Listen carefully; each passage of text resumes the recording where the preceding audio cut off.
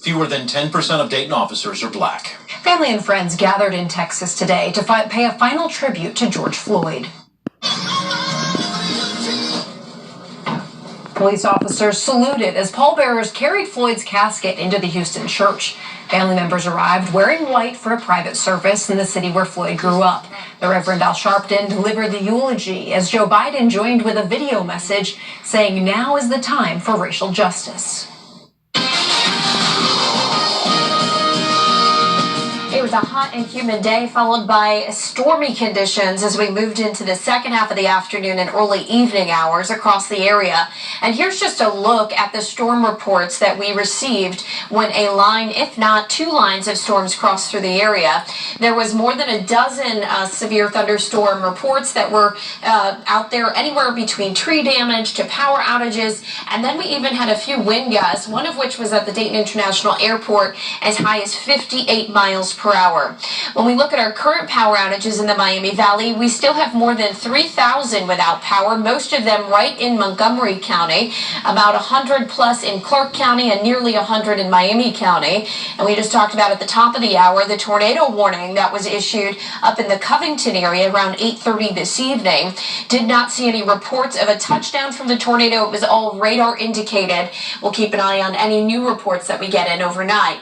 Live Doppler 7 radar scanning the skies, and we are quiet now, and we're going to stay that way for the rest of tonight. So if you're watching me and you're wondering if you can go to bed and if it's safe and it'll be quiet, it will be. In fact, we'll wait until tomorrow afternoon for the next round of storms to move in. And that thunderstorm threat is going to come in with a strong cold front that is still set up well to our west right now, situated in northwestern Missouri, stretching through Iowa and even into Wisconsin. That will move into an unstable environment filled not only with a lot of moisture and heat, but we will have turning in the winds that's going to bring about the threat for not only damaging wind gusts, but the potential for a few isolated tornadoes. And because of that threat, we're under a slight to an enhanced risk for severe weather. Most of us under a slight risk. That greater risk falls to the north and east and into central and northern Ohio, where the best ingredients are there to produce more of that heightened risk and increased threat for tornadoes. 78 degrees is where we're sitting right now, 72 in Troy, 72 in Sydney. We're going to hold steady in around those low to mid 70s through the night. In the Dayton area, only dropping to about 73 degrees. So that's a good jump off point for how warm it will get tomorrow and fueling those threat for storms.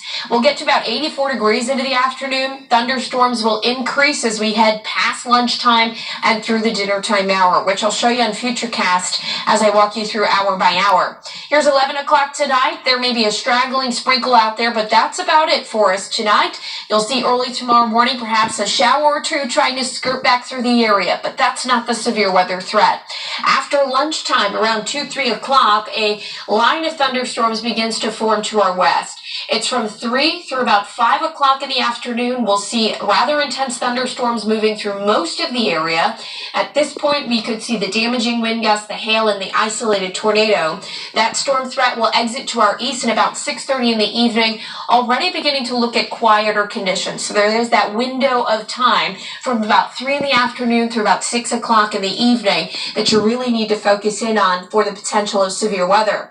Your outdoor outlook, not great for us tomorrow afternoon, but as we move towards Thursday and Friday, much nicer conditions are going to settle in, and really they're going to stick around all the way through the weekend. Lower humidity and cooler than average temperatures will be here for Saturday and Sunday. Storm tracking alert for tomorrow, 84 degrees. It'll be warm and muggy with those storms.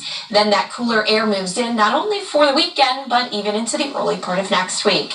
Tomorrow morning, meteorologist Kirsty Zancini and Jesse Mag are going to be talking more about that threat for severe weather on the way for the second half of the day. Thank you, McCall. This weekend, Mike's Car Wash in Beaver Creek will have free wash